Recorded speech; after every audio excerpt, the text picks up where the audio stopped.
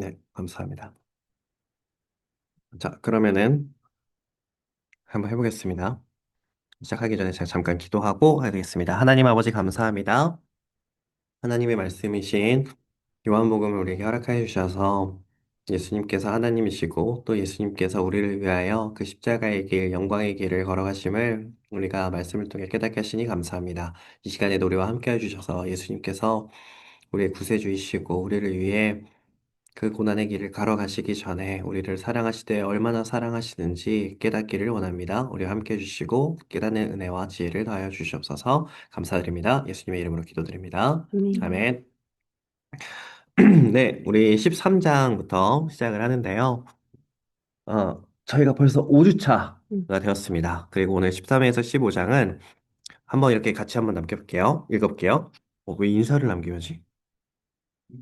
세족식에서 고별 인사를 남기며 포도 열매를 부탁하셨다입니다.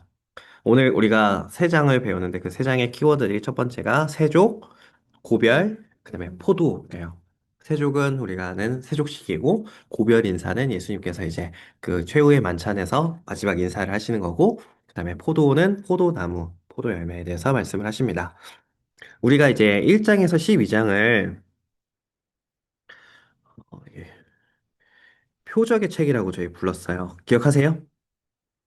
요한복음을 총 몇 장까지 있을까요? 21. 맞아요. 여러분들이 평생 그거 기억하셨으면 좋겠어요. 우리가 그 7주 동안 한 주에 3장씩 했으니까 3, 7에 22일, 요한복음 21장까지 있지? 라는 것을 기억해 주신다면은 저는 성공하는 것 같아요. 그것만이라도. 근데 이 21장을 또 두 개로 나누면은 첫 번째 1장에서 12장은 표적의 책, 예수님이 하나님이시다. 이 기적을 보여주시는 표적의 책이고, 13장부터 21장까지는 영광의 책이라고 부릅니다. 왜 영광이라고 하냐면은 예수님께서 십자가의 고난을 받으시고 십자가에서 죽으시고 부활하시는 것을 모두 다 영광 받으셨다라고 요한은 표현하기 때문이에요. 고난 받는 거 아닌가요? 마태, 마가, 누가는 예수님께서 십자가에 죽으신 것에 대해 그 고난에 집중을 한다면 오히려 요한복음은 예수님이 이 십자가의 사역이 영광을 받는 사건이라고 얘기를 해요. 왠지 알아요? 왜냐면은 요한복음은 예수님이 하나님이신 것을 증거하는 책이기 때문에. 그래서 마태, 마가, 누가는 고난받는 사람의 모습을, 고난받는 종의 모습을 강조한다면 오히려 요한복음에서는 그 십자가의 사건도 영광을 받으시는 하나님의 모습을 보여주는 게 요한복음입니다. 그래서 마태, 마가, 누가는 공관복음이라고 이렇게 부르기도 하고 요한복음은 그래서 마테, 마가, 누가랑은 조금 다르게 음. 또 쓰여진 시기도 좀 달라요. 요한복음은 가장 마지막에 쓰였기 때문에 쓰여진 시기도 다르고 그리고 마테, 마가, 누가에 없는 내용들 아까 지난번에 말씀드렸던 오병이어 사건이 일어났었는데 요한복음에만 이게 6월절에 있었던 사건이다라고 이야기를 한다거나 오늘 이제 세족식에도 6월절에 관련된 이야기를 하고 있습니다. 자, 그러면 이제 우리 세족식 키버스를 한번 같이 읽어볼까요? 우리 여러분의 성경을 펴서 밑줄을 치시면서 읽으셨으면 좋겠어요. 저도 이제 성경들을 이렇게 막 밑줄을 좀 많이 치다 보니까, 사실은 제가 밑줄을 많이 치다 보니까 내가 안침대를 막 찾는 데가 좀 힘들 때도 있긴 한데, 그래도 여러분들의 성경은 좀 지저분해도 괜찮습니다. 그리고 밑줄 치는 게 좋은 것 같아요. 앱에서도 이렇게 밑줄 치셔서 14, 15절 한번 같이 읽어볼게요. 시작. 내가 주와 또는 선생이 되어 너희 발을 씻었으니 너희도 서로 발을 씻어주는 것이 옳으니라. 내가 너희에게 행한 것 같이 너희도 행하게 하려 하여 본을 보였노라. 아멘. 예수님께서 제자들에게 발을 씻겨주시는데, 사실은 이 제자들의 발을 씻겨주는 게, 여러분, 그때 당시 종들도 하지 않는 사건이래요. 종들도 자신의 주인의 발을, 손님의 발을 씻겨줄 필요는 없었어요. 왜냐하면은, 발을 씻겨주는 것 자체가 너무나도 가장 낮은 일이기 때문이에요. 발이라는 것 자체가 유대 사람들은 샌들을 신고 다니고, 이 몸 중에서도 발을 가장 부정한 곳으로 보기 때문에. 그래서 하나님께서 모세에게도 떨기나무에서 모습을 보였을 때 모세에게 뭐라고 했냐면은 모세야, 내 무엇을 벗으라고 했을까요?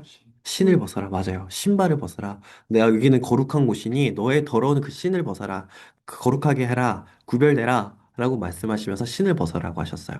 그런데 예수님은 지금 보면은 주이면서 선생님이신데 발을 씻겨주는 것. 종들도 하지 않는 일을 지금 예수님께서 하신다라는 거예요.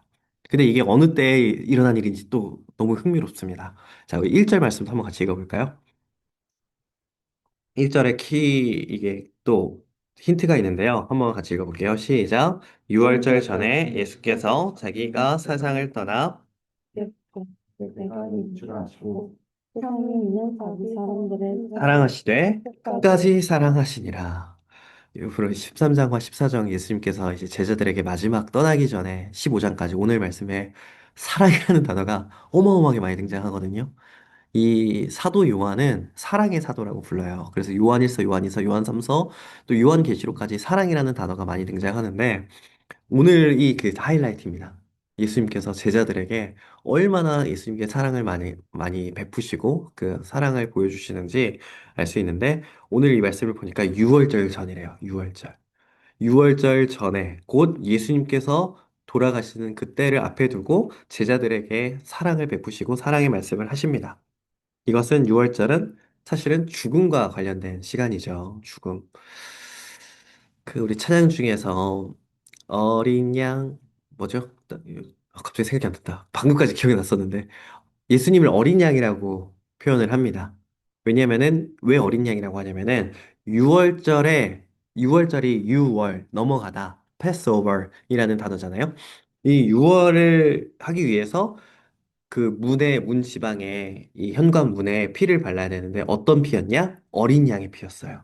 그래서 예수님께서 이 어린 양의 6월절에 어린 양의 피가 되어서 예수님의 죽으심으로 그 재앙이, 그 사망이 우리에게서 넘어갔기 때문에 6월절에 죽으신 게 또 중요합니다. 그래서 우리는 부활절, 그 부활절 전에 이 고난 주간이 사실은 6월절이거든요. 4월 초가. 네. 지금도 이스라엘 사람들은 이 4월 초를 6월절로 지키는데, 그리고 9월을 초막절로 지키는데, 우리는 그 4월 둘째 주가 부활절인 이유가 이 6월절 다음 주기 때문이에요. 그래서 6월절, 곧 죽음과 연결된 시간, 죽음이 가까움을 아시고 제자들을 사랑하시는데 끝까지 사랑하십니다. 근데 그 끝까지 사랑하는데 어떻게 모습을 사랑하시냐? 발을 씻겨주시면 사랑하시는데 여기서 보면 예수님의 겉옷을 벗고 제자들의 발을 씻기시는 사랑을 했어요. 그, 이 예수님 당시에 우리는 지금 옷을 여러 겹을 입잖아요. 저는 이 지금 자켓이 겉옷이잖아요. 근데 예수님 당시에서 겉옷이라는 것은 겉에 있는 옷이고 그 예수님 당시에는 옷을 이렇게 여러 겹으로 레이어드 한 게 아니라 두 개밖에 안 입었어요. 속옷과 겉옷밖에 없습니다. 여러분 그렇다면은 속옷과 겉옷이 있는데 그래서 이 겉옷이 이제 흘러가기 때문에 이렇게 허리춤에 이렇게 끈을 매은 것이 유대인들의 옷인데 여러분 겉옷을 벗었다는 것은 뭐예요? 속옷밖에 입지 않은 거예요. 네, 받아보시면 돼요. 네, 속옷밖에 입지 않았다는 거거든요. 그리고 사실은 물론 이렇게 허리춤으로 이렇게 겉옷을 벗으시고 허리춤에 이렇게 묶으셨지만 예수님께서 자신의 이 겉옷을 벗으면서 정말 종의 모습으로 제자들의 발을 씻기셨던 거예요. 가장 낮은 모습으로. 사실 그러실 필요가 전혀 없는데 가장 낮은 모습으로 종도 하지 않는 그 일을 그 겉옷까지 벗으시면서 하셨다라는 겁니다. 그러면서 이제 제자들에게 발을 씻겨주시는데 죄송합니다. 제가 옷을 좀 벗겠습니다. 발을 씻겨주시기 위해서 씻겨드리기 위해 옷을 벗는 건 아니고요. 네. 예수님께서 이제 제자들의 발을 씻겨주는데, 예수님께서 제자들 발을 씻기시니까 베드로가, 예수님 안 됩니다. 어떻게 주님께서 저의 발을 씻기십니까? 이렇게 얘기하잖아요. 그때 예수님께서 뭐라고 말씀하세요? 여기 말씀 보면은, 시간이면 맞아요. 제가 이렇게 지금 밑줄을 많이 쳐놔가지고 그 찾기가 쉽지 않은데, 예. 여기서 보면 시몬 베드로가 예수님께서 내가 너를 씻어주지 아니하면 네가 나와 상관이 없느니라 너와 나가 관계가 없다라고 얘기를 하셨는데 그러자 베드로가 주님 내 발뿐만 아니라 손과 머리도 씻겨주세요. 9절에 이렇게 기록되어 있습니다. 그런데 예수님께서는 이미 목욕한 자는 발밖에 씻을 필요가 없느니라 온몸이 깨끗하니라 너희가 깨끗하나 다는 아니니라 이렇게 말씀을 하셨어요. 이 말은 예수님께서 너희들이 깨끗하다. 온몸을 깨끗하다라는 것은 너희들이 이미 구원받았고 깨끗한 칭의를 받은 자다. 그런데 우리가 계속해서 발을 씻어야 된다는 것은 여기서 말하는 것은 회개를 이야기합니다. 우리가 바깥에 나가서 손 씻고 발 씻고 양치하고 이런 것들이 사실은 바깥에 나갔다 오면 또 지저분해지고 또 지내다 보면은 더러워지기 때문에 계속 씻어야 되는 것처럼 사실은 우리에게도 우리가 주일날 예배하고 우리가 신앙생활 하는데 진짜 없어서는 안 될 게 바로 이 회개거든요. 나의 죄를 씻는 거. 내가 이미 하나님께서 우리의 죄를 깨끗하게 예수님을 통하여서 깨끗하게 씻겨주셨지만 그럼에도 우리는 계속해서 씻어야 되는 이 회개가 필요하다라는 겁니다. 마찬가지로 예수님께서는 너희는 깨끗한데 다가 아니다라는 것은 제자들은 이미 다 예수님을 통하여서 예수님을 믿고 예수님이 구세주인 것을 알고 구원을 받은 사람들인데 하지만 그 자리에서 가룟 유다는 그렇지 않다라는 거죠. 가룟 유다는 구원받은 사람이 이미 아니다라는 거예요. 근데 또 놀라운 사실은 예수님께서 가룟 유다의 발도 씻겨주셨을까요? 안 씻겨주셨을까요? 맞아요. 예수님은 가룟 유다가 나를 배신할 것을 알고 계심에도 불구하고 가룟 유다의 발도 씻겨주셨습니다. 그렇게 겸손과 섬김의 본을 보여주셨어요. 그, 어제도 이렇게 한번 다 여쭤봤는데, 다는 아니고, 사실은 우리의 신앙에서 좀 가장 인상 깊은 때가 있지 않으세요? 뭐 내가 수련회 때 정말 기도하면서 눈물 흘리면서 기도했다는 거나 혹은 부모님의 그 신앙을 모습을 보면서 음, 그 모습을 보면서 아, 이렇게 신앙생활을 하는 거구나 하면서 이런 장면들이 있을 거 아니에요? 사실은 베드로는 그의 인생 통틀어서 가장 인상 깊었던 장면이 오늘 이 요한복음 13장이었을 거예요. 예수님께서 그 수건을 허리에 동이고 우리 제자들의 발을 씻겨주셨던 그 장면이 가장 기억에 남았을 거예요. 그래서 베드로는 나중에 베드로전서를 쓰면서 베드로전서 1장 13절에 이렇게 기록하고 있어요. 제가 한번 읽어드릴게요. 아닙니다. 여러분들 찾으셔도 괜찮아요. 음. 베드로전서 1장 13절에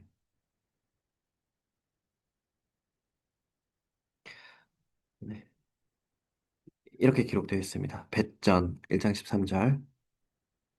어, 돈 너무 많이 쓰는 거 아니에요? 보낼게요. 큰일 났습니다. 왜요, 왜요? 지금 어, 작업이 퇴근이고 아, 그럼 어떡하지? 그냥 작업을 빼고 응. 딴 거 드시고 계시다가 듣고 기사님은 아시네. 모르겠어요. 아, 이거 뭐 얘기를 하려고? 네. 아, 얘기를 하는 게 좋긴 할 것 같아요. 네. 감사합니다. 잘 먹겠습니다. 이거 누구실까요? 저요. 제일 아니, 비싼 거. 예요? 네, 네. 이건 안 씌우는 게 안 나을 쉬운 게 것 나을 같아요. 것 같긴 해요. 이거는 그게 작업을 아니에요? 필요 없는데? 너, 아, 저거 이거? 저 빨대 하나만. 네. 감사합니다. 이거 보강에 오시면 우리 회장님이 이렇게 속이시기도 하고. 좀 아, 네. 또 돈도 보내시는군요. 아, 아니에요. 아니에요. 안 보내셔도 될 것 같아요. 팁 안에서 먼저 이거 좀 돈은 잘 먹겠습니다. 연락해서 흥분한 거 같은 거 같은데. 네네네네. 아, 다 쏟아졌어요? 아, 못 드셨어요? 절반? 그래도 좀 너무 남은 거라도.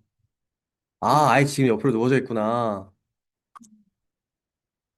이거 아이고 이것도 사진 아, 없다. 찍어. 아 웃기다. 네. 너무 짜. 아 웃기다. 잘 환불해 줘야 되는데. 일단 줄걸 같아요. 네. 혹시 스푼이 있으면은, 스푼이 있을까요? 없으면 말고. 이거 나 넣은 것 같은데? 감사해요. 네. 스무스하게 하고 싶었는데. 어쩐지 밖에서 안 들어오더라고. 되게. 음, 음. 음. 저 너무 잘 먹겠습니다. 네. 감사해요. 우리 지금 여기 하고 있었어요. 온몸을 씻는 거는 구원을 의미하고, 발을 씻겨주는 거는 회개를 이야기하고, 제자들도 다 너희가 깨끗하나 다는 아니다라고 말씀하시면서, 제자들은 대부분 이제 다 칭의 받은 하나님의 자녀들이 됐지만, 가룟 유다는 그렇지 않다. 그런데 예수님은 가룟 유다의 발도 씻겨주셨다라는 것까지 했습니다. 예수님께서 이 시간에 또 귀한 말씀을 해주시는데 바로 새 계명에 관련된 말씀입니다. 음, 요한복음 13장 몇 절이죠? 자, 34절과 35절도 한번 같이 읽어볼까요? 요한복음 13장 34절, 35절. 네, 함께 읽겠습니다. 시작. 새 계명을 너희에게 주노니 서로 사랑하라. 내가 너희를 사랑한 것 같이 너희도 서로 사랑하라. 너희가 서로 사랑하면 모든 사람이 너희가 내 제자인 줄 알리라. 네, 새 계명을 주셨어요. 그리고 예수님은 제자들에게 서로 사랑하라. 이 중요한 게 서로 사랑하는 거거든요. 이게 서로 사랑하게 되면은 너희들이 내 제자인 것을 알게 될 것이다. 말씀하셨습니다. 예수님께서 이렇게 사랑하라라는 것이 곧 십자가를 지실 것을 알면서도 이렇게 말씀을 하셨던 거고, 또 발을 씻겨주신 것처럼 공동체 안에서 서로 섬김의 모습으로 사랑하라. 그리고 이런 사랑하는 모습을 볼 때 그들이 예수님의 제자인 것을 알게 될 것이다. 라고 말씀을 하셨습니다. 여러분, 혹시 이 세족식에 관한 기억 좀 있으세요? 세족식? 세족식 해본 적 있으세요? 초등학교 때인가? 초등학교 때? 수련회 때 누구를 좀 시켜주셨어요? 씻음을 다 받으신 건가요? 저도 학생 때였던 것 같은데 선생님들이 시켜주셨는데 음, 그때 좀 뭉클하지 않으셨어요? 간지럽기만 하셨어요? 그런, 약간 머쓱하고 네.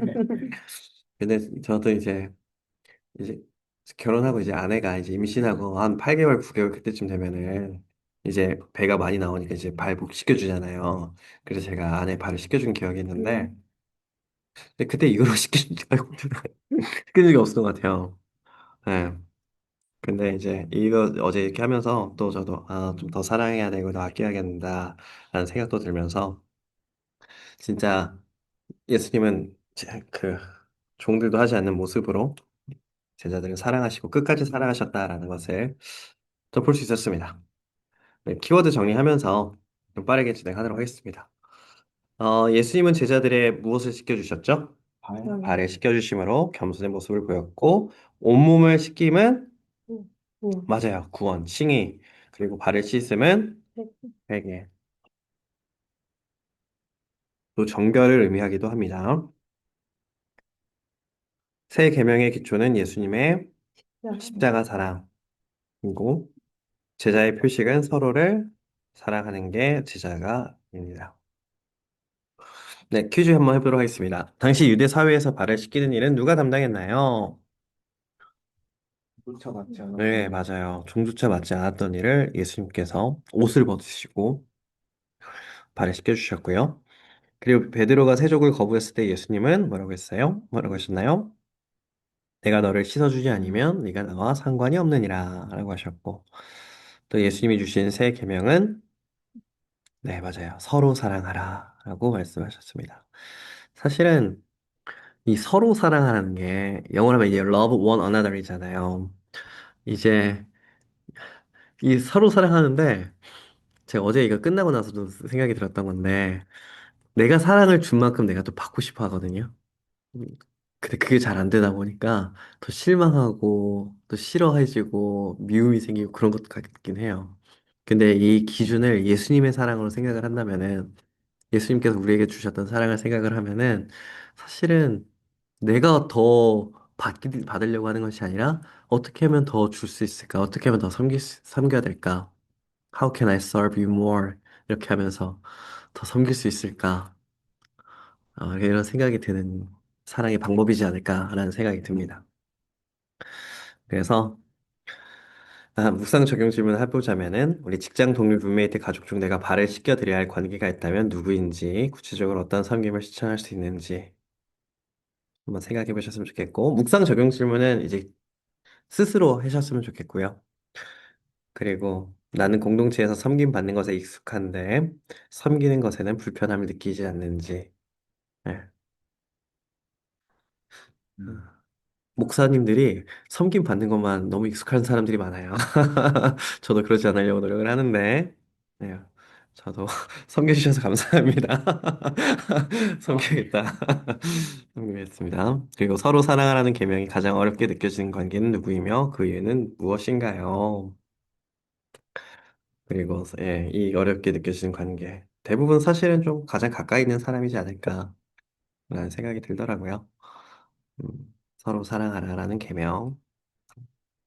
아, 하부르타 나눔입니다. 하부르타 나눔 저희도 좀 같이 했으면 좋겠는데, 나와 가장 가까운 사람, 가족, 형제, 연인에게 발을 씻겨주는 사랑을 지금 하고 있는지, 혹은 발을 밟고 있는 내가 더 높아지려고 하는 사랑.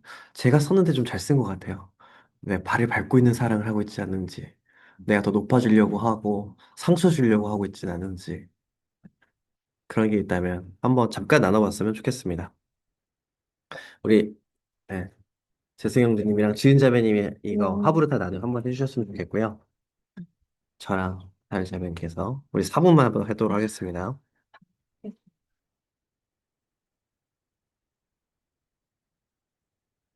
아, 죄송해요. 그냥 그래 저희 깔끼리 같이 하죠. 네. 이거는 녹화는 안 하겠습니다. 이거는 녹화는 잠깐 일시 중지하고 저희끼리 한번 해봤으면 좋겠어요. 네. 발을 밟고 있는 거 사실은 제가 이거 쓰면서도 저 생각을 하면서 했었거든요. 저는 이제 아내가 있으니까 가장 가까운 사람.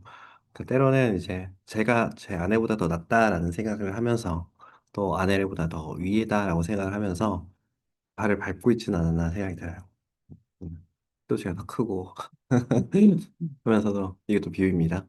그러면서도 제가 아내한테 약간 기대하는 게 되지 않았을 때 또 상처 주기도 하고 내가 더 낫다라고 생각할 때도 있고 그랬었는데 저도 이걸 보면서 아, 발을 씻겨주는 사람 더 나아지는 사랑을 해야겠구나라는 생각도 좀 들었던 것 같습니다. 네, 나눔해 주셔서 감사하고요. 예수님께서 이렇게 내가 너희를 사랑한 것 같이 너희도 서로 사랑하라. 예수님께서 모범을 보여주셨거든요. 하나님도 진짜 말로만 하시지 않고 예수님도 그 모습을 보여주시고 이렇게 사랑하라 라고 하셨으니까 그래도 예수님을 따라서 사랑했으면 좋겠습니다. 자, 이제 14장 고별입니다. 고별. 이 고별에는 또 이제 예수님께서 내가 나는 이라면서 일곱 가지로 자기 계시, 자기가 어떤 분이신지를 말씀하시는 걸 일곱 가지로 얘기하시는데, 이제 14장이 여섯 번째입니다. 일곱 가지 중에서 여섯 번째로, 이제 14장 6절을 또 한번 같이 읽어볼게요. 시작. 예수께서 이르시되 내가 곧 길이요 진리요 생명이니 나로 말미암지 않고는 아버지께로 올 자가 없느니라. 이제 예수님께서 최후의 만찬 때 이렇게 말씀을 하셨어요. 내가 떠난다. 그러니까 이제 제자들이 사실은 이 예루살렘에 들어왔을 때도 사람들이 호산나, 호산나 왜 외쳤어요?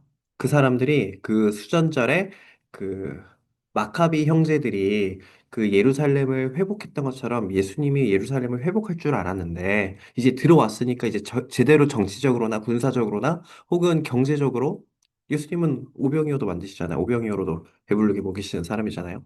분이시잖아요. 그러니까 이제 예수님께서 본격적으로 우리를 다스릴 줄 알았는데 지금 예수님께서 나는 떠난다라고 얘기를 하신 거예요. 그러니까 사실은 제자들에게는 걱정과 근심이 생기죠. 근데 그런 걱정과 근심이 있을 때 예수님은 1절에 이렇게 말씀을 하셨어요. 여기도 주셨으면 좋겠는데요. 너희는 마음에 근심하지 말라. 하나님을 믿으니 또 나를 믿으라. 라고 이야기를 하신 거예요. 제자들이 근심하고 걱정하고 있는 상황을 이길 방법을 예수님께서는 하나님을 믿고 나를 믿어라라고 말씀하셨어요. 여러분, 우리가 살다 보면 근심도 있고 걱정도 있고 두려움이 있잖아요. 근데 이 모든 것들을 이기는 방법이 예수님은 믿음이다라는 거예요. 믿음. 저도 근심과 걱정과 두려움이 있지 않습니까? 네. 그리고 우리가 8월에 이제 갈 부분에 음. 있어서 아시겠지만, 근데 지금 또 제가 얘기했잖아요. 그 연결이 돼가지고 그 집사님 제가 얘기 안 했군요. 네. 아, 예, 여튼 잘 되고 있습니다. 네네네. 그래서 여러 가지 근심도 있고 걱정도 있고 고민하는 부분들이 있는데 어, 사실은 저 이제 하나님께서 또 인도해 주시겠지, 또 어떤 길을 보여주시겠지라는 그런 믿음이 또 있거든요, 동시에. 그래서 그런 근심이 있을 때 예수님께서 믿음을 가지고 두려워하지 말아라 라고 얘기를 하십니다. 그리고 예수님께서 여기가 좀 포인트인데요. 내가 곧 갈 거다라고 말씀을 하셨어요. 음, 근데 여기서 간다라는 것은, 어, 여러 가지가 있는데 첫 번째로는 죽으시고 또 부활하시고 승천하시는 것까지 얘기를 하시는 거예요. 내가 간다. 내가 죽을 거고 또 부활하시고 승천하실 거 하는데 그 이후에 또 오신다라는 것을 말씀하세요. 죽으신 이후에 부활하시고 나서 제자에게 다시 나타날 것을 말씀하시고 뿐만 아니라 성령으로서 다시 오실 것을 말씀하십니다. 여러분 우리가 성령에 대해서 또 오해할 수 있는 것 중에 하나가 하나님과 예수님과 성령님, 성부, 성자, 성령을 이게 같은 분이라고 생각하는 것도, 그러니까 이 모든 게 다 같은 거라고 생각을 하는 것도 오해긴 하지만 이 세 분이 다 각각의 사람이라고, 각각의 인격이라고 생각하는 것도 좀 잘못된 거긴 하거든요. 그러니까 하나님과 예수님과 성령님은 구분이 되지만 또 그분은 한 분이시고 성령님은 예수님의 영이다라는 거예요. 내가 다시 오실다라고 하셨을 때 그 성령님은 다시 오시는데 그 성령님이 예수님의 영이에요. 네. 그래서 예수님과 성령님이 다른 분이 아닙니다. 같은 분이에요. 근데 새 위격이 있으신 거죠. 그래서 성령으로 오시는 것도 말씀을 하고 계시고, 그리고 마지막에 재림하실 때 오신다라는 것도 말씀하시는 게 지금 이 말씀이에요. 사실 이 말씀이 엄청나게 귀하거든요. 왜냐하면은 예수님은 지금 십자가에서의 그 죽음의 사역을 마치고 나서 바뀌는 그 모습들에 대해서 이야기를 하시는 거예요. 예수님께서 이제 내가 간다라고 말씀하시면서 내가 거처를 마련한다라고 했어요. 그 복음서에서 보면은 그 혼인집 비유가 있는데 그 이스라엘 사람들 이 유대인들의 결혼은 두 번에 나눠서 합니다. 우리는 사실은 결혼식 하면은 딱 날짜 하나만 하는데 저희 부모님 세대 같은 경우는 약혼식도 있었잖아요. 이 이스라엘 사람들은 지금도 약혼식과 결혼식이 있는데, 약혼을 한다면은 제가 어떤 사람과 결혼을 하겠다라고 부모님께 허락을 받고, 인정을 받는 거예요. 그러니까 이 사람과, 내 딸과 이 사람은 결혼을 할 거다라고 약속을 하는 거예요. 근데 그 약속만 하고 바로 결혼하지 않습니다. 이 남편이 자기의 집으로 돌아가요. 그리고 자기가 이 여인을 아내로 삼았을 때 같이 살 집을 마련한 후에 다시 옵니다. 그리고 마련하고 나서 왔을 때 그때 결혼식을 하는 거예요. 그래서 예수님께서 신랑이 되어 주셔서 처음에 우리와 이제 약혼을 하시고 지금 이제 죽으시고 부활하신 후에 잠깐 올라가서 하늘에서 거처를 마련하시고 다시 오신다라는 거예요. 그리고 그 다시 오시는 날이 바로 천국 잔치.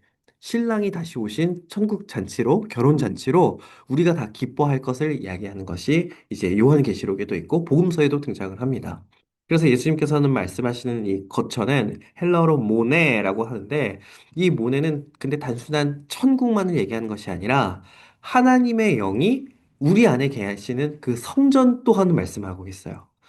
여러분, 이게 되게 중요한 건데, 예수님께서 죽으시고 하늘에 올라가셔서 성령님이 오시잖아요? 그러면 그 성령님이 어디에 계시냐면은 우리 안에 계신다라는 거예요. 그 성령님이 우리 안에 계시기 때문에 우리가 성전이 되는 겁니다. 구약에서 보면은 모세가 성막을 성막을 이렇게 옮겨 다니면서 시내 광야를 이렇게 돌아다니죠. 그 성막을 왜 성막이라고 부르냐면은 하나님이 계시기 때문에 성막이라고 해요. 그리고 솔로몬 때에 성전을 짓습니다. 성전을 짓는데 왜 성전이라고 불러요? 하나님이 계시기 때문에 성전인 거예요. 그런데 에스겔에서 보면은 그 성전의 영광이 떠났다라고 표현이 되고 있거든요. 영광이 그 솔로몬이 지은 성전에서 떠나버렸어요. 왜 성전에서 떠나냐면은 그 성전에 이방 우상과 이방 신들이 그곳에서 예배를 드렸거든요. 그러니까 하나님의 영광이 그 에스겔에서 보면은 솔로몬의 성전에서 떠나셨어요. 그러니까 거기는 이제 더 이상 성전이 아닌 거죠. 그래서 이제 바벨론의 침략 때 그 성전이 무너져 버렸습니다. 그리고 나서 이제 이스라엘 백성들이 돌아오고 그 스룹바벨과 예수아가 여기서 말하는 예수아는 호세아랑 똑같은 말인데 여호수아랑 똑같은 말인데 다시 성전을 지었을 때 하나님 영광 다시 돌아와요. 그리고 그 성전이 이제 예수님 당시 때는 이제 헤롯 대왕 때에 더 증축을 합니다. 헤롯 왕이 왜 증축을 시키냐면은 그 성전을 증축시키면서 이스라엘 백성들의 마음을 얻기 위해서 더 증축을 한 거예요. 그래서 예수님의 제자들이랑 예수님이 딱 이 예루살렘에 왔을 때 제자들이 "아, 예수님 이 성전 보십시오. 얼마나 거대하고 얼마나 멋있습니까?" 이렇게 자랑을 하는데 예수님께서는 이 성전이 3일 내에 무너질 것이다. 라고 말씀을 하셨어요. 그리고 돌 위에 돌 하나도 남지 않을 것이다. 라고 말씀을 하셨어요. 왜냐하면은 하나님이 떠난 곳은 이미 성전이 아니기 때문이에요. 그래서 예수님께서 죽으시고 이제 하늘을 올라가시고 성령님이 이제 우리 오셨을 때 그 성령님께서 이제 각 사람에게 오셔서 우리가 이제 성전이 되는 것입니다. 근데 이게 예수님께서 십자가에서 죽지 않으시면은 예수님께서 부활하지 않으시면은 있을 수가 없는 일이에요. 구약의 관점에서는 우리가 성전이 된다고? 그게 말이 돼? 하나님이 어떻게 우리 안에 있어? 하나님은 성전이라는 곳에 계시는 거야. 근데 예수님이 죽으시고 성령님이 오셔서 그 우리가 성령님 우리 안에 계셔서 성전이 되는 겁니다. 어떤 사람들은 이 성령님을 잘못 오해해서 건전지처럼 생각하는 사람이 있어요.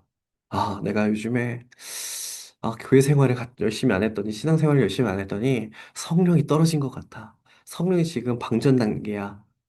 이렇게 생각을 하는 사람이 있는데, 그런데 삼위일체의 성령님은 건전지처럼 이런 배터리가 아니라, 어, 영이시고 인격적이신 분이에요.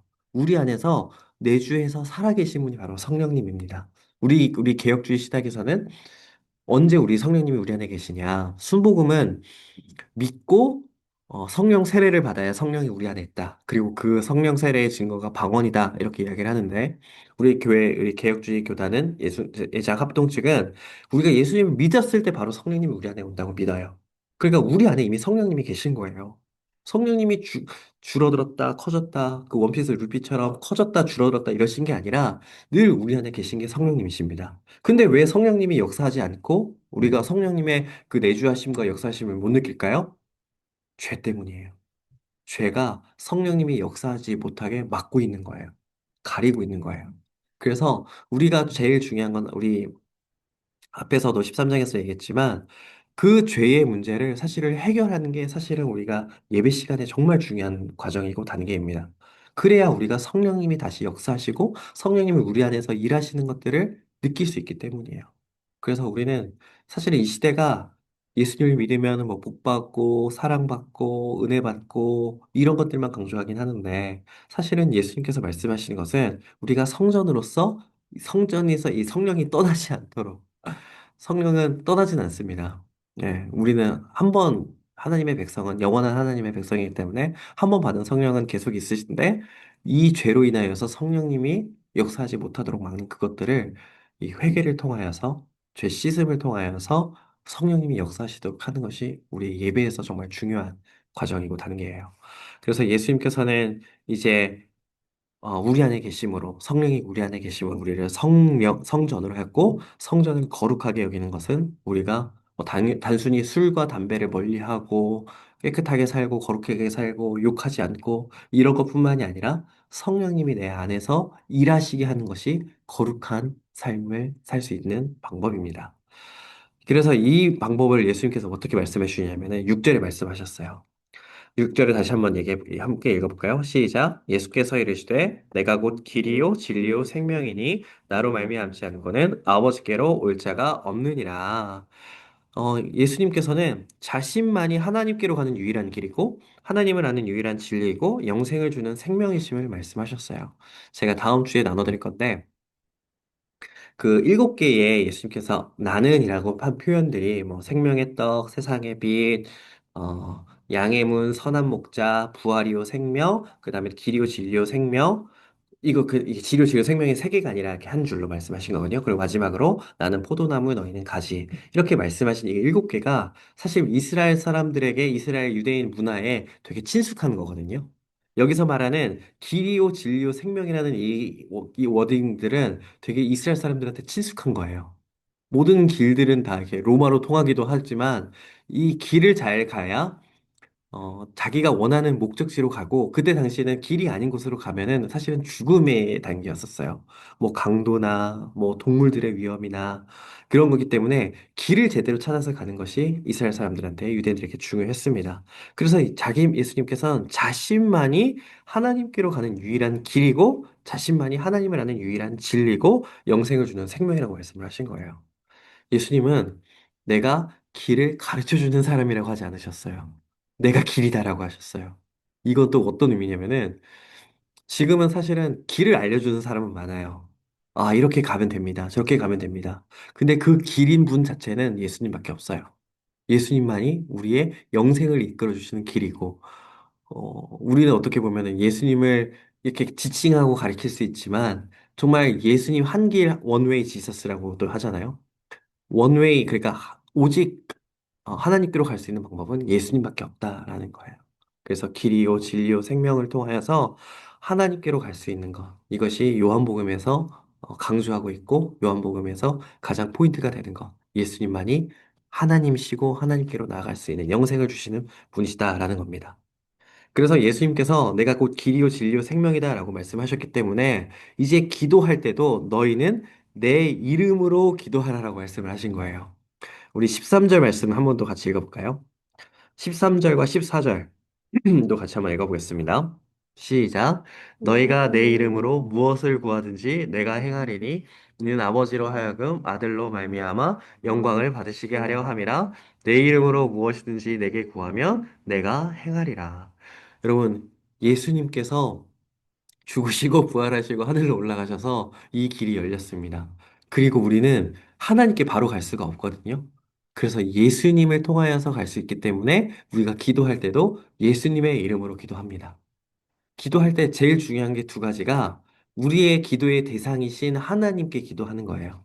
사실은 주님 이렇게 기도를 하는데 그렇게 기도해도 괜찮습니다. 그런데 사실은 주님이라고 하는 뉘앙스에서는 사실 예수님을 의미하는 게 조금 더 많긴 한데 사실은 우리의 기도의 대상은 하나님 아버지인 거예요.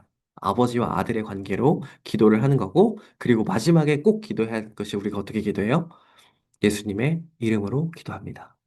때로는 이게 신앙생활을 적게 하시거나 어린아이들이 그냥 아멘으로 끝나거나 이렇게 할 때가 있는데 저도 저희 딸이랑 집에서 이제 가정 예배를 할 때 저희 딸이 빨리 끝내고 싶으니까 그냥 아멘 이렇게 해주세요 하면 이제 아멘 이러고 딱 끝낼 때가 있어요. 그러면 저랑 아내는 다시 가르쳐 주셔요. 예수님 이름으로 기도합니다. 아멘 이렇게 따라하라고 해요. 그래서 사실 우리가 예수님의 이름으로 기도하는 게 정말 정말 중요해요.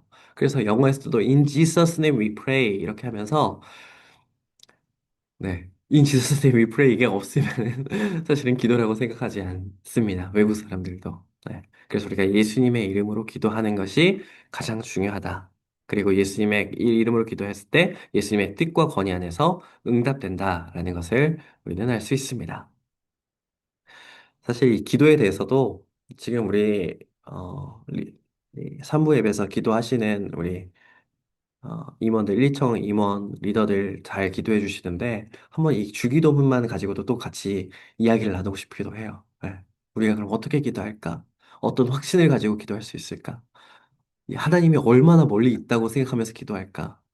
저는 금요철에 기도할 때도 저는 하나님이 이만큼 계시다라고 생각을 하거든요.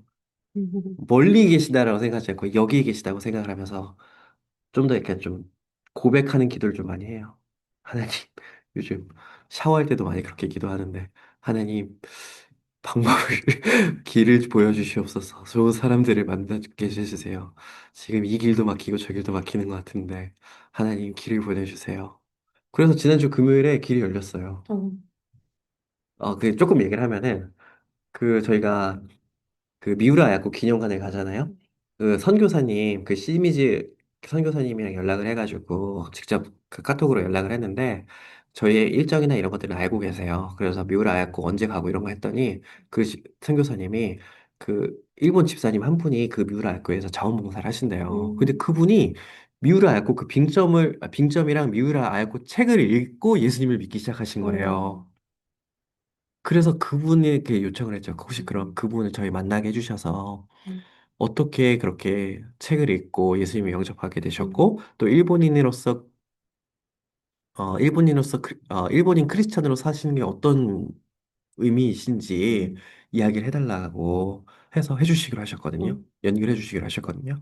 그래서 우리가 또 통역을 해야 되는데 제가 또 현수자매한테 부탁을 했는데 또 어려울 수 있으니까 그 집사님께 그 스크립은 미리 받아놓고 이미 한번 해놓고 전달해놓고 통역까지 좀 이렇게 과정이 되었습니다. 그래서 사실은 이게 저희가 그냥 여행으로 안 가고 싶고 일본 교회나 일본 선교사님이나 일본 성도님을 꼭 만나고 싶었는데 또 그렇게 길이 열려가지고 감사하더라고요.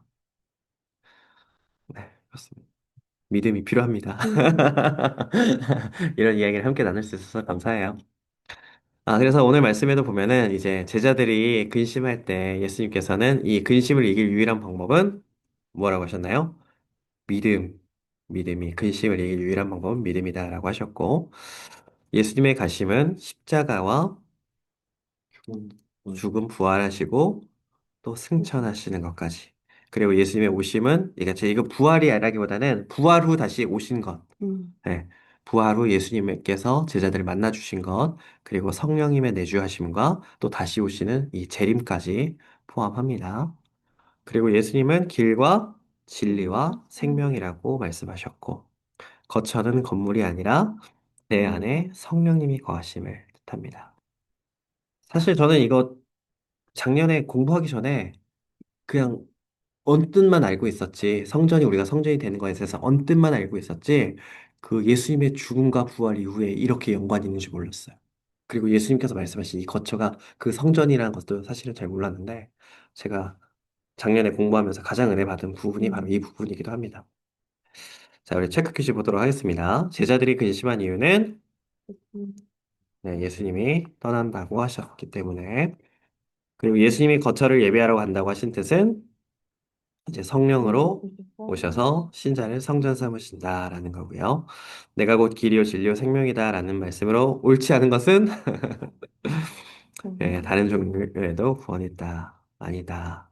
오직 예수님께만 구원이 있다. 네, 1번, 2번, 3번 한번 읽어봐 주시고요.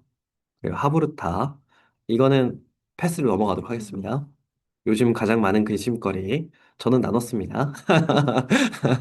네, 그래도 그 근심을 위해 서로 함께 기도해 주셔서 감사합니다. 자, 우리 15장 포도 하도록 하겠습니다. 자, 포도는 예수님께서 나는 포도나무요 너희는 가지다 라고 말씀하셨는데 우리 1절 먼저 한번 읽어볼까요? 15장 1절입니다. 시작. 나는 나는 참 포도나무요 내 아버지는 농부라. 그리고 5절 말씀 같이 읽어볼게요. 시작. 나는 나는 포도나무요 너희는 가지라.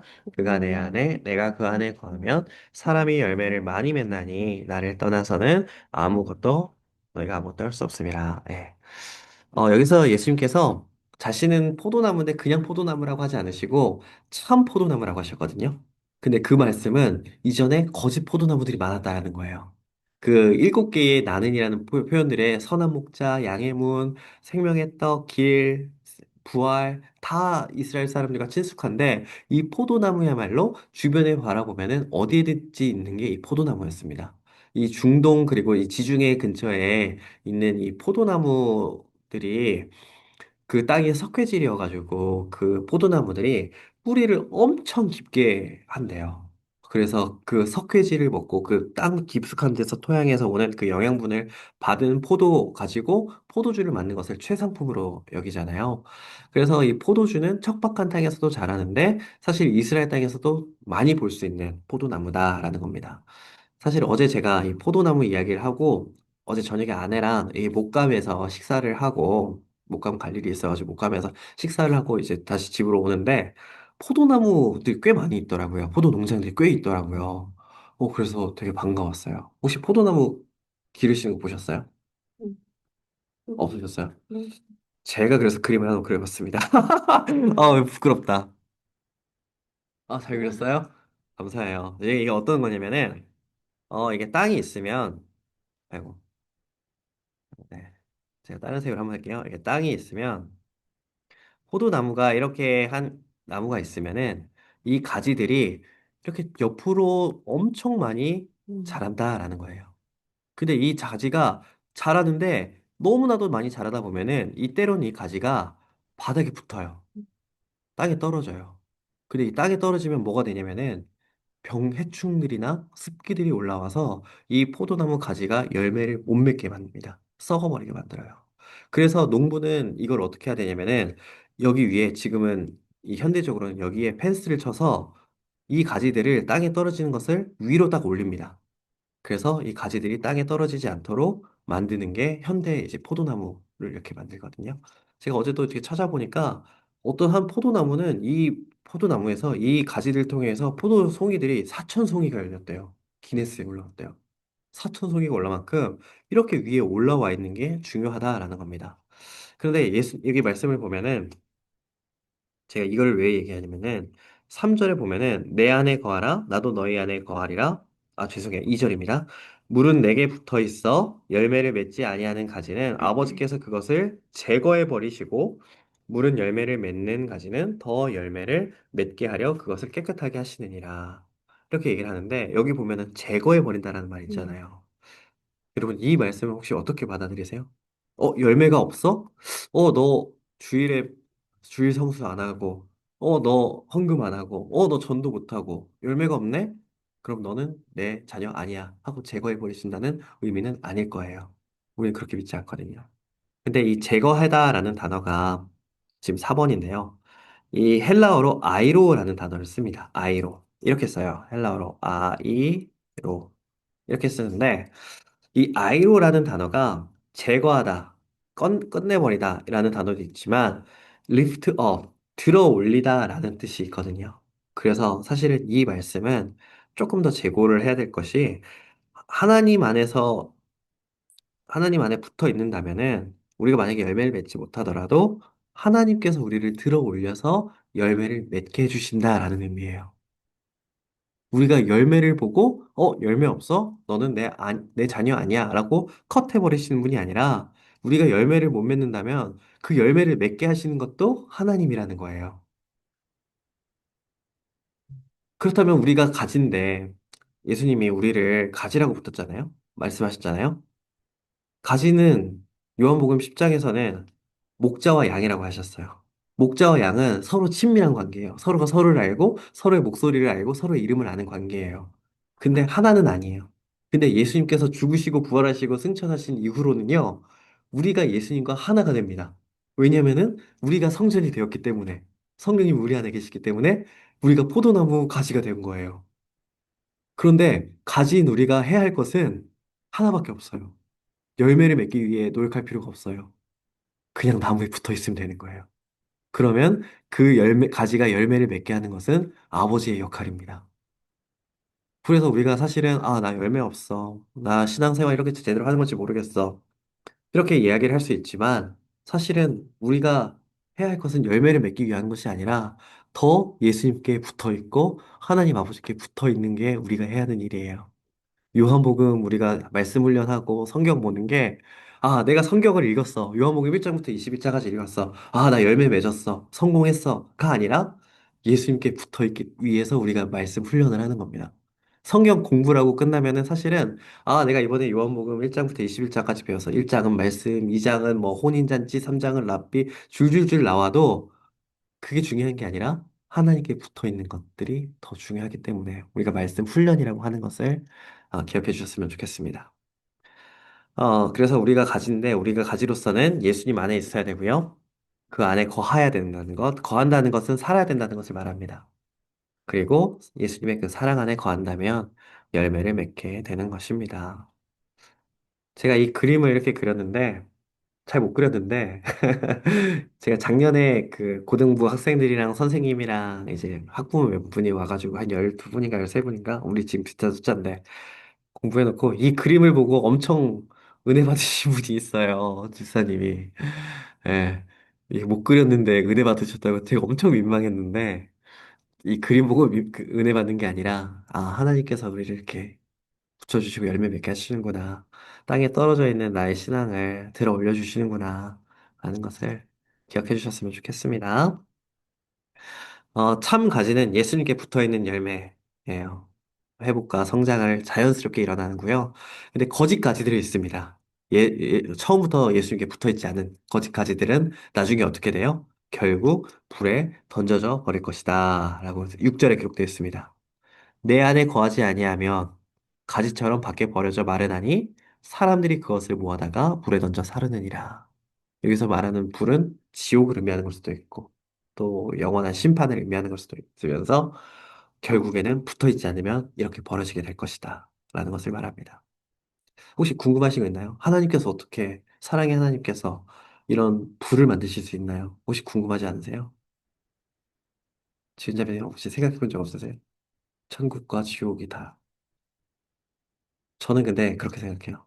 하나님께서 지옥을 만드신 이유는 우리가 지옥에 가기를 원하셔서 만든 것이 아니라 천국에 오기를 원하셔서 지옥을 만드신 거라고 믿어요.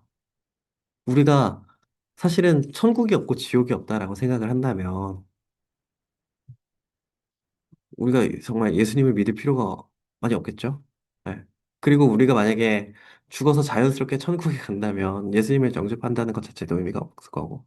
근데 또 아버지로서 입장에서는 또 우리가 천국에 가기를 원하시는데 지옥이라는 그런 형벌이 있다라고 한다면 그 두려움과 때문에, 그 죄 때문에, 죄의 심각성 때문에 더 하나님을 찾고 예수님을 찾지 않을까라는 생각이 듭니다. 그래서 지옥은 있습니다. 성경에도 많이 기록되어 있고, 또 지옥에 갔다 왔다 하는 사람들의 말은 잘 못 믿겠고, 그 사람들의 말은 저도 정확하게는 믿지 못하겠는데, 그래도 지옥은 분명히 있고. 아, 이효령 씨가 그렇게 이야기했어요. 시대의 지성이라고 부르는 이효령 씨가 그런 얘기를 했습니다. 제가 언제 한번 얘기했었는데, 했죠. 예, 예, 예. 천국과 지옥이 있는지 지금은 모르지만, 만약에 나중에 죽었는데, 진짜 지옥이 있다면, 또 어떡하겠냐. 지금 예수님 믿고, 나중에 천국과 지옥이 진짜 있는지 없는지 가서 봐서, 천국 있으면, 그때 천국 가는 게 훨씬 더 이익 아니냐. 라고 이야기를 하셨죠. 저는 이게 정말 논리적이고 합리적인 전도 방법이라고 생각을 합니다. 네. 마지막에 이제 결론을 하겠습니다. 그래서 예수님 안에 거하는 것은 무엇이냐? 10절 말씀 우리 같이 한번 읽어볼까요? 자, 함께 읽겠습니다. 시작. 내가 아버지의 계명을 지켜 그의 사랑 안에 거하는 것 같이 너희도 내 계명을 지키면 내 사랑 안에 거하리라. 13장부터 14장, 15장은 이 사랑에 대해서 너무 말씀을 많이 해요. 아, 예수님께서 이 사랑하고 서로 사랑하고 이런 것들은 하나님 안에서 거하면서 하나님께서 주신 말씀 계명을 지키면서 서로 사랑하고 아끼면서 섬기라는 그 말씀을 예수님께서 마지막으로 주셨습니다. 그래서 17절 다시 한번 내가 이것을 너희에게 명함은 너희로 서로 사랑하게 하려 함이라. 다시 한번 서로 사랑이 또 나오죠? 세족식이므로. 네, 그렇습니다. 서로 사랑하는 것 우리가 해야 할 일입니다. 자, 우리 키워드 정리해 보도록 하겠습니다. 구약에서 포도나무는 맞아요. 이스라엘을 상징했지만 참 포도나무이신 것뿐은 예수님이십니다. 가지는 스스로 열매를 맺을 수 없고 오직 어디 붙어 있어야 되나요? 음, 나무에 붙어 있어야 되고 제거하다라는 헬라어 아이로는 음, 들어 올리다, 네, lift up이라는 뜻도 있습니다. 그리고 예수님 안에 거하는 삶의 결론은 서로 사랑하는 것이다. 그러면 우리가 열매를 맺을 것이다. 네, 체크 퀴즈 하도록 하겠습니다. 예수님이 참 포도나무라고 하신 이유는 구약의 이스라엘이 실패했기 때문입니다. 그리고 제거하다의 바른 의미는 들어 올려 회복시키다. 네, 하나님 아버지 그런 분이시라는 거 기억하셨으면 좋겠고요. 예수님께 붙어 있지 않는 가지의 운명은 어떻게 될까요? 네, 던지고 사람. 맞아요. 불에 던져져 살라준다라는 것입니다. 자, 우리 묵상 적용 질문 하도록 하겠습니다. 나는 지금 예수님 안에 붙어 있는 가지인지, 혹은 내 능력, 노력으로 열매를 맺으려고 하는 가지인지, 네, 한번 생각해 봤으면 좋겠고요. 하나님께서 나를 잘라내신 것이 아니라 들어올려 회복하신 경험이 있다면 어떤 적이 있습니까? 지금 나에게 회복이 필요한 영역은 어디인가요? 또 이제 3번, 예수님 안에 거하는 삶의 결론이 서로 사랑하라라는 것이라면 나는 지금 누구에게 구체적으로 사랑을 실천해야 할까요? 약간 13, 14, 15장이 좀 연결되는데 저는 개인적으로 저 딸은 엄청 사랑하니까 제 아내를 더 많이 사랑하겠습니다. 네. 자, 우리 하부르트 나눔 마지막으로 이거 하고 마치겠으면 좋겠는데요. 어제 이거 질문 던졌다가 한 5분 정도 아무 말이 없어가지고 좀 기다려 왔었는데 한번 아이디어를 좀 내주셨으면 좋겠어요. 우리 이 청년부 안에서 이 서로가 포도나무 가지처럼 붙어 있도록 하려면 서로 사랑하려면 어떤 게 있으면 좋을까요? 고민을 많이 하고 있습니다. 음. 음. 5분 치고 네? 5분 치고니. 사실 또 제가 많이 고민하고 기도해야 될 부분이긴 해요. 근데 저는 개인적으로 아침에 이렇게 말씀 카드 보내는 거나 토요일에 이렇게 말씀 공부하는 거나 일본 이 여행 가는 선교 여행 가는 것도 그렇고 저 나름대로는 좀 잘 붙어 있으면 좋겠다. 예수님을 잘 알았으면 좋겠다라고 해서 하고 있습니다. 그래서 저를 위해서도 기도를 부탁드리고 또 우리 또 체육대회도 이제 다다음 주에 체육대회도 있는데 그리고 또 우리 가족 모임 매주마다 하는 가족 모임도 사실은 가족 모임도 저 붙어 있기 위함이거든요. 그런 것 같아요. 네, 가족 모임 좀 더 저는 신경을 많이 쓰고 있습니다.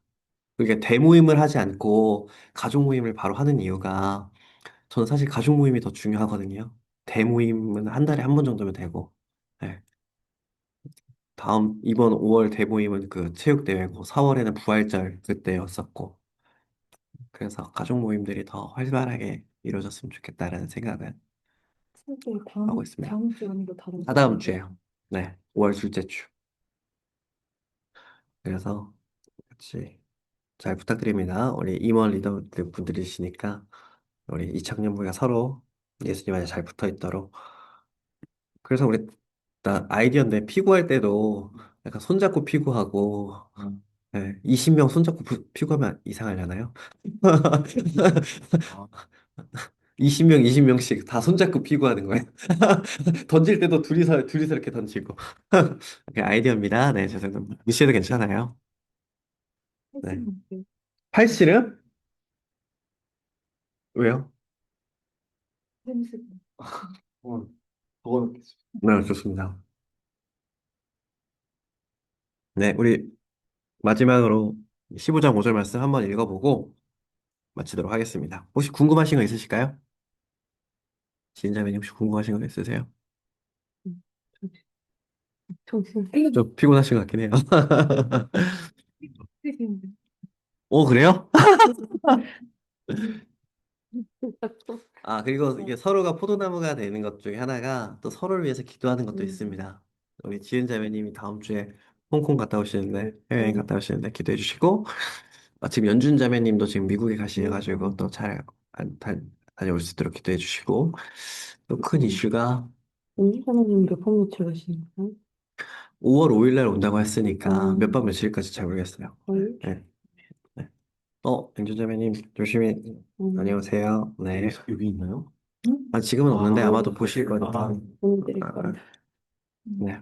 음. 그리고, 네, 그렇습니다. 감사합니다. 네, 그러면 기도하고 마치겠습니다. 하나님 아버지 감사합니다. 오늘도 말씀을 통하여서 예수님께서 제자들의 발을 씻겨주시고 또 마지막으로 말씀하시며 나는 포도나무에 너희는 가지라고 말씀하신 그 사랑을 깨닫게 하시니 감사합니다. 우리가 예수님 안에 거하고 우리가 비록 열매를 맺지 못하더라도 하나님 안에 붙어 있으므로 하나님께서 우리를 들어 올려 회복시켜 주시는 그 놀라운 은혜를 경험하기를 원합니다. 우리와 함께 해주시고 특별히 우리 교회 하늘의 교회 공동체와 우리 청년부가 예수님 안에 잘 붙어 있도록 주님 우리와 함께 해 주시옵소서. 또 우리 요한복음 말씀도 이제 2주가 남았습니다. 남은 2주 가운데 영광을 받으시는 예수님, 우리를 위해 십자가에 달려 돌아가시는 예수님을 발견하고 또 우리의 주님을 고백하며 우리의 믿음도 성장하고 우리도 이 예수님을 증거하며 살아갈 수 있도록 우리를 인도하고 보호하여 주시옵소서. 감사드립니다. 예수님의 이름으로 기도드립니다. 아멘. 네, 감사합니다. 마쳤습니다.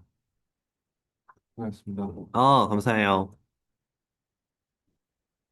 이건 제가 또 그러니까요. 목사님 저보다 더 필요한 건데. 예, 예, 괜찮습니다. 쓰레기. 그래 오더라고. 지금 공격 집중하니까. 끝나고 대략 들었는데.